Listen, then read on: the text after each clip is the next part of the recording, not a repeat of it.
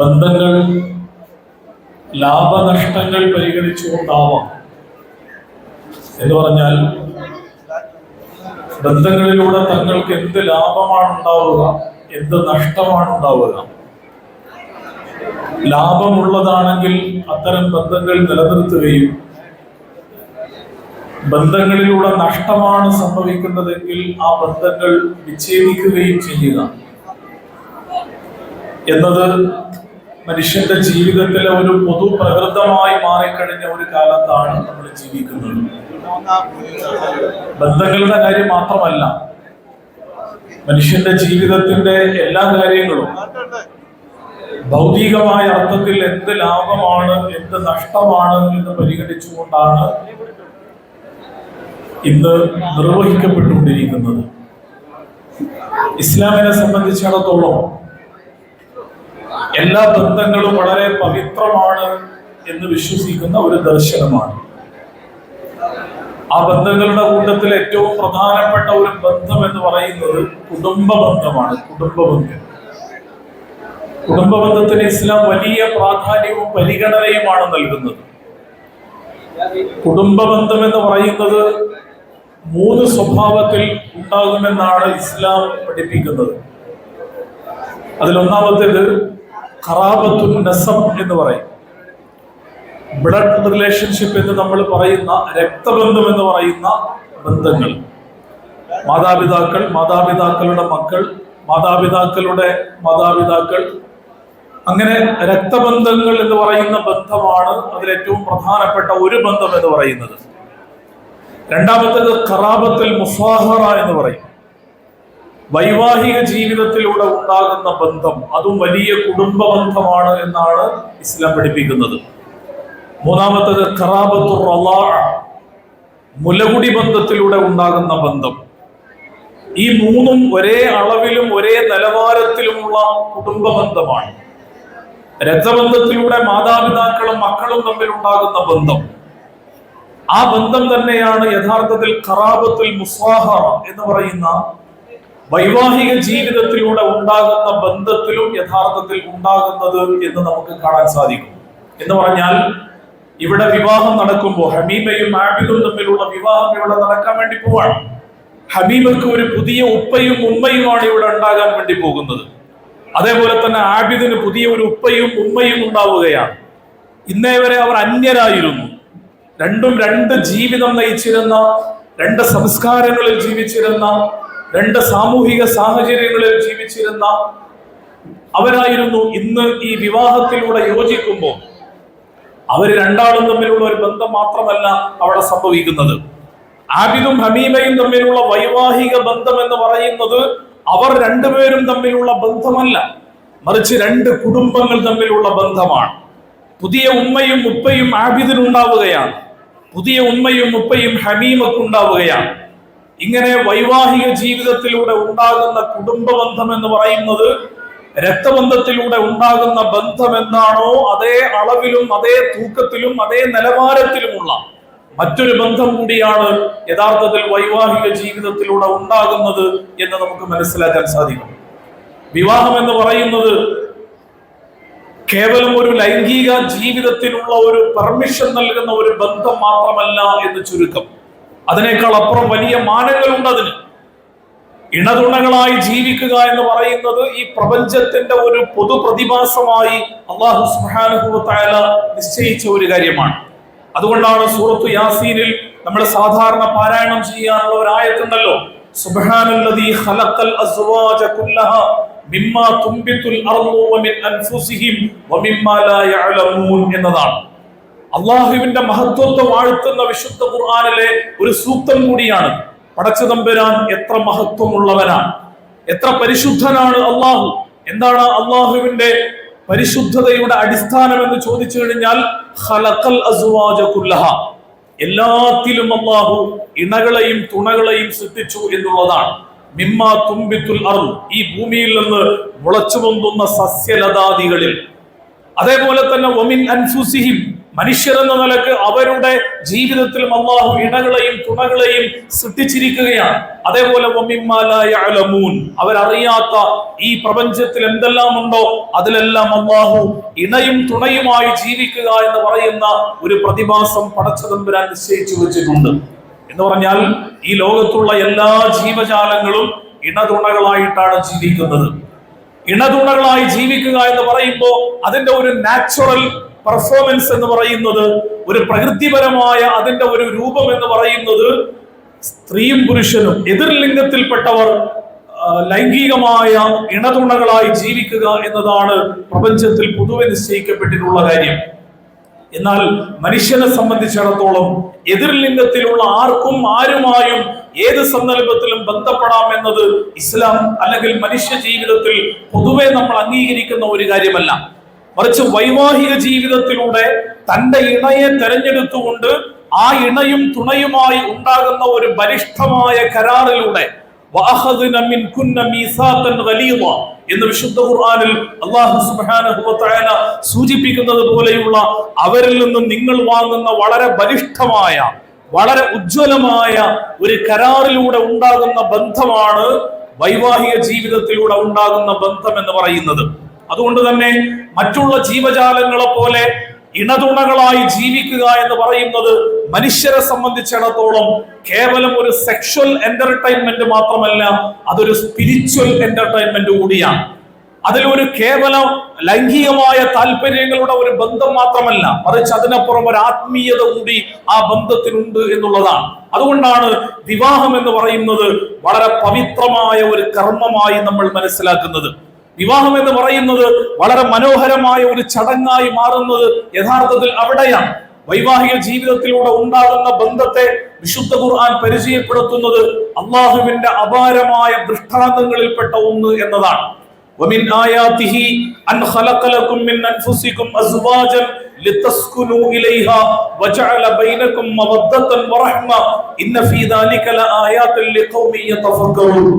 ഇതുപോലെയുള്ള വിവാഹ കർമ്മം നടക്കുന്ന എല്ലാ സദസ്സുകളിലും വിവാഹ ഖുതുബ നടക്കുമ്പോൾ ഖുതുബ നടത്തുന്ന വ്യക്തി ഈ ഖുർആനിക ആയത്ത് പാരായണം ചെയ്യാറുണ്ട്.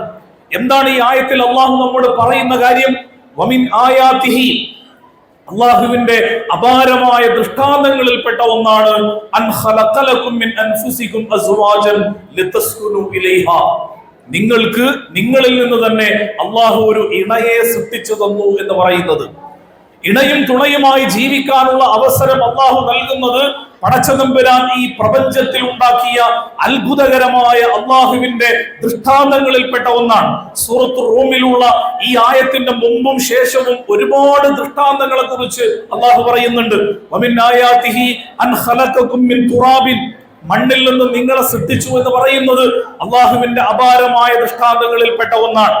ومن آياته خلق السماوات والأرض واختلاف ألوانكم وألسنتكم, നിങ്ങൾക്ക് ആകാശഭൂമികളുടെ സൃഷ്ടിപ്പ് എന്ന് പറയുന്നത് അള്ളാഹുവിന്റെ വലിയ ദൃഷ്ടാന്തമാണ്.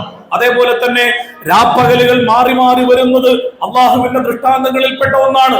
നിങ്ങളിൽ നിന്ന് തന്നെ നിങ്ങൾക്ക് വ്യത്യസ്തമായ വൈവിധ്യങ്ങൾ സൃഷ്ടിച്ചു എന്ന് പറയുന്നത് അള്ളാഹുവിന്റെ ദൃഷ്ടാന്തങ്ങളിൽപ്പെട്ട ഒന്നാണ്. രാവും പകലും നിങ്ങൾക്ക് സൃഷ്ടിച്ചു തന്നത് അള്ളാഹുവിന്റെ ദൃഷ്ടാന്തങ്ങളിൽപ്പെട്ടതാണ്. ഇങ്ങനെ ഒരുപാട് ദൃഷ്ടാന്തങ്ങൾ പറയുന്ന കൂട്ടത്തിലാണ് വമിൻ ആയാതിഹി അൻ ഖലഖലകും മിൻ അൻഫുസികും അസ്വാജൻ എന്ന് ഖുർആൻ പറയുന്നത്. നിങ്ങൾക്ക് നിങ്ങളിൽ നിന്ന് തന്നെ ഒരു ഇണയെ സൃഷ്ടിച്ചു തന്നു എന്ന് പറയുന്നത് വലിയൊരു ദൃഷ്ടാന്തമാണ്. എന്തുകൊണ്ടാണ് ദൃഷ്ടാന്തമാകുന്നത് എന്ന് ചോദിച്ചു കഴിഞ്ഞാൽ ഈ ബന്ധമുണ്ടാക്കുന്ന ഒരു വലിയ വിപ്ലവകരമായ മനുഷ്യന്റെ ജീവിതത്തിൽ ഉണ്ടാക്കുന്ന പരിവർത്തനങ്ങളാണ്. വൈവാഹിക ജീവിതത്തിലൂടെ ഉണ്ടാകുന്ന ആ ബന്ധം എന്ന് പറയുന്നത് ഞാൻ നേരത്തെ സൂചിപ്പിച്ചതുപോലെ രണ്ട് കുടുംബങ്ങൾ തമ്മിലുള്ള ഉജ്ജ്വലമായ ബന്ധമായി മാറുകയാണ്. ആ ബന്ധം എന്ന് പറയുന്നത് ലോകത്ത് മുഴുവനും അസൂയപ്പെടുത്തുന്ന ബന്ധമായി മാറുകയാണ്. വൈവാഹിക ജീവിതത്തിലൂടെ ഒരു ഇണയും തുണയും ഒന്നായി മാറുമ്പോൾ ആ ഒന്നായി മാറുന്ന ബന്ധം മറ്റുള്ള എല്ലാ ബന്ധങ്ങളെയും അപ്രസക്തമാക്കുന്ന ബന്ധമായി മാറുകയാണ്. അതുകൊണ്ടാണ് വൈക്കം മുഹമ്മദ് ബഷീർ പറയുന്നുണ്ട്, ഒന്നും ഒന്നും ചേർന്നാൽ രണ്ടല്ല, ഒന്നും ഒന്നും ചേർന്നാൽ ഇമ്മിണി വലിയ ഒന്നായി മാറുന്ന ഒരു മഹാത്ഭുതത്തിന്റെ പേരാണ് വിവാഹം എന്ന് പറയുന്നത്. കണക്കിന്റെ സൂത്രവാക്യത്തിൽ ഒന്നും ഒന്നും ചേർന്നാൽ രണ്ടാണ്. പക്ഷെ വിവാഹത്തിൽ ഒന്നും ഒന്നും ചേർന്നാൽ രണ്ടല്ല, ഒന്നും ഒന്നും ചേർന്നാൽ വലിയ ഒന്നായി മാറുന്ന ഒരു മഹാത്ഭുതത്തിന്റെ പേരാണ് യഥാർത്ഥത്തിൽ വിവാഹം എന്ന് പറയുന്നത്. ആ വിവാഹം ഏറ്റവും സൗന്ദര്യമുള്ളതായി മാറണമെങ്കിൽ നമ്മുടെ മുമ്പിലുള്ള റോൾ മോഡൽ എന്ന് പറയുന്നത് നമ്മുടെ നാടുകളിലുള്ള സെലിബ്രിറ്റികളല്ല. സെലിബ്രിറ്റികളെ റോൾ മോഡലുകളാക്കിക്കൊണ്ട് വൈവാഹിക ജീവിതത്തിലേക്ക് പ്രവേശിച്ചുകൊണ്ട് വൈവാഹിക ജീവിതം അത് തുടങ്ങുന്നതിന് മുമ്പേ അവസാനിക്കുന്ന എത്രയോ സംഭവങ്ങൾ നമ്മുടെ മുമ്പിൽ ഉദാഹരണമായിട്ടുണ്ട്. എന്നാൽ വിശുദ്ധ ഖുർആൻ നമ്മളെ പഠിപ്പിക്കുന്ന ഈ ബന്ധത്തിന്റെ 3 പ്രധാനപ്പെട്ട അടിസ്ഥാനങ്ങൾ ഈ ഓതിക്കേൽപ്പിച്ച ആയത്തിൽ തന്നെ അല്ലാഹു പറയുന്നുണ്ട്. ലിതസ്കുനു ഇലൈഹ വജഅല ബൈനകും മവദ്ദതൻ വറഹ്മ. 3 കാര്യങ്ങളാണ്. ഒന്ന് സക്കീനത്താണ്, രണ്ടാമത്തേത് മവദ്ദത്താണ്, മൂന്നാമത്തേത് റഹ്മത്താണ്. സമാധാനം, സ്നേഹം, കാരുണ്യം എന്ന് പറയുന്ന 3 പ്രധാനപ്പെട്ട അടിസ്ഥാനങ്ങൾ. ഈ 3 അടിസ്ഥാനങ്ങൾ വൈവാഹിക ജീവിതത്തിൽ ഉണ്ടാകുമ്പോഴാണ് ഇവിടെ വിവാഹത്തിലേക്ക് പ്രവേശിക്കുന്ന ആബിദിനോടും ഹമീമയോടും എനിക്ക് പറയാനുള്ള ഏറ്റവും പ്രധാനപ്പെട്ട വസിയത്ത് എന്ന് പറയുന്നത്, നിങ്ങളുടെ കുടുംബ ജീവിതത്തിൽ സക്കീനത്ത് ഉണ്ടാവണം, നിങ്ങളുടെ കുടുംബ ജീവിതത്തിൽ മവദ്ദത്ത് ഉണ്ടാവണം, നിങ്ങളുടെ കുടുംബ ജീവിതത്തിൽ റഹ്മത്ത് ഉണ്ടാവണം. പീസ്, ലവ് ആൻഡ് മേഴ്സി എന്ന് പറയുന്ന ഈ 3 അടിസ്ഥാനങ്ങളിൽ നിന്നുകൊണ്ട് നിങ്ങളുടെ കുടുംബ ജീവിതത്തെ നിങ്ങൾ കെട്ടിപ്പടുത്തു കഴിഞ്ഞാൽ ആ ബന്ധം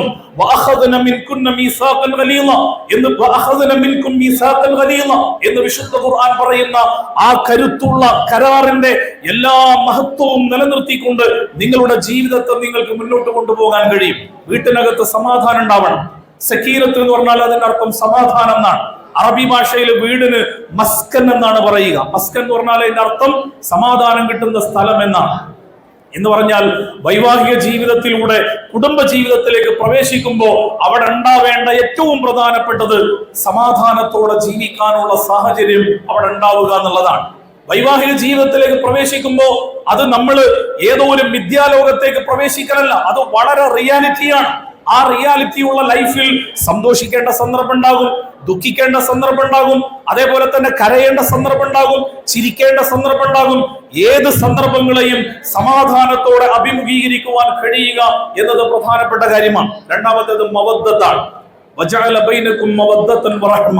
അവർക്കിടയിൽ മവദ്ദത്തും റഹ്മത്തും ഉണ്ടാവണം. മവദ്ദത്ത് എന്ന് പറഞ്ഞാൽ ആഴപ്പരപ്പുള്ള സ്നേഹമാണ്. അറബി ഭാഷയിൽ സ്നേഹം എന്ന് പറയുന്ന വാക്കിന് ഒരുപാട് പദങ്ങളുണ്ട്. ആ പദങ്ങളുടെ കൂട്ടത്തിൽ ഏറ്റവും ആഴമുള്ള സ്നേഹത്തിന് അറബി ഭാഷയിൽ ഉപയോഗിക്കുന്ന പദമാണ് മവദ്ദത്ത് എന്ന് പറയുന്ന വാക്ക്. ആ സ്നേഹമാണ് വൈവാഹിക ജീവിതത്തിൽ കുടുംബ ജീവിതത്തിലേക്ക് പ്രവേശിക്കുന്ന ഇടതുണകളിൽ ഉണ്ടാവേണ്ടത്. മൂന്നാമത്തേത് റഹ്മത്താണ്. കാരുണ്യം എന്ന് പറയുന്നത് കുടുംബ ജീവിതത്തോട് ചേർത്ത് വെക്കുന്ന വളരെ പ്രധാനപ്പെട്ട ഒരു ആശയമാണ്. അതുകൊണ്ട് അറബി ഭാഷയിൽ കുടുംബബന്ധം ചേർക്കുന്നതിന് സിലത്തുർ റഹിം എന്നാണ് പറയുക. കുടുംബബന്ധം ചേർക്കുക.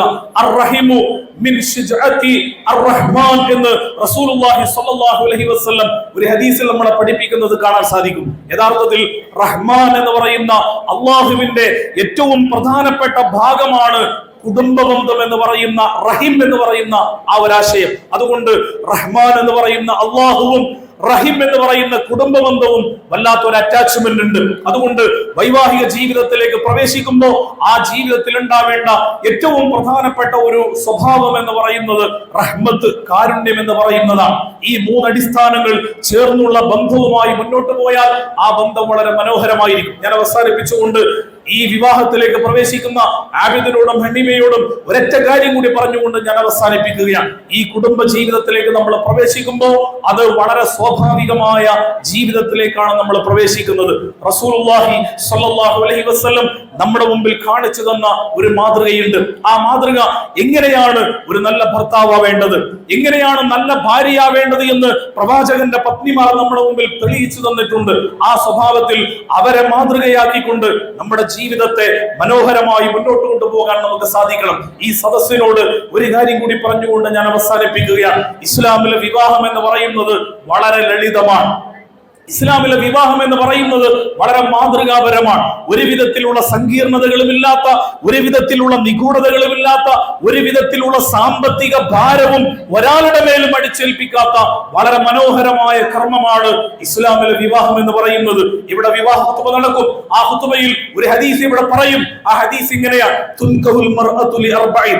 4 കാര്യങ്ങൾക്ക് വേണ്ടിയാണ് സാധാരണഗതിയിൽ വിവാഹം നടക്കാറുള്ളത്. ലിമാലിഹ വലിജമാലിഹ വലിഹസബിഹ എന്ന് പറയുന്ന ഒരു ഹദീസ് ഇവിടെ പറയും. ആ ഹദീസിന്റെ സാരാംശം ഇങ്ങനെയാണ്: 4 കാര്യങ്ങൾക്ക് വേണ്ടിയാണ് നാട്ടുനടപ്പ് പ്രകാരം വിവാഹം നടക്കാറുള്ളത്. സമ്പത്ത് പരിഗണിച്ചുകൊണ്ട് വിവാഹം നടക്കാറുണ്ട്. അതുപോലെ തന്നെ സൗന്ദര്യം പരിഗണിച്ചുകൊണ്ട് വിവാഹം നടക്കാറുണ്ട്. തറവാടിന്റെ പോരിശ പരിഗണിച്ചുകൊണ്ട് വിവാഹം നടക്കാറുണ്ട്.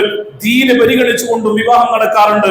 നിങ്ങൾ പരിഗണിക്കേണ്ടത് തറവാടല്ല, നിങ്ങൾ പരിഗണിക്കേണ്ടത് സമ്പത്തല്ല, നിങ്ങൾ പരിഗണിക്കേണ്ടത് സൗന്ദര്യമല്ല, നിങ്ങൾ പരിഗണിക്കേണ്ടത് ദീനാണ്. എന്ന് പറഞ്ഞാൽ വിവാഹത്തിലേക്ക് പ്രവേശിക്കുന്ന 2 വ്യക്തികളുടെയും ഏറ്റവും മനോഹരമായ ദൈവബോധത്തെ പരിഗണിച്ചുകൊണ്ട് മറ്റുള്ളതിന് അതിന്റെ താഴെ പരിഗണന നൽകിക്കൊണ്ട് ആ പരിഗണന അപ്രസക്തമാണ് എന്ന് ഇസ്ലാം പഠിപ്പിക്കുന്നില്ല. സൗന്ദര്യം നിങ്ങൾക്ക് നോക്കാം, സമ്പത്ത് നോക്കാം, തറവാട് പരിഗണിക്കാം, പക്ഷെ അതിനേക്കാൾ പ്രധാനമാണ് ഇവർ തമ്മിലുള്ള ദൈവബോധത്തിന്റെ അടിസ്ഥാനത്തിൽ ആ ബന്ധം ചേരുമോ എന്ന് പറയുന്ന പ്രധാനപ്പെട്ട ആശയം.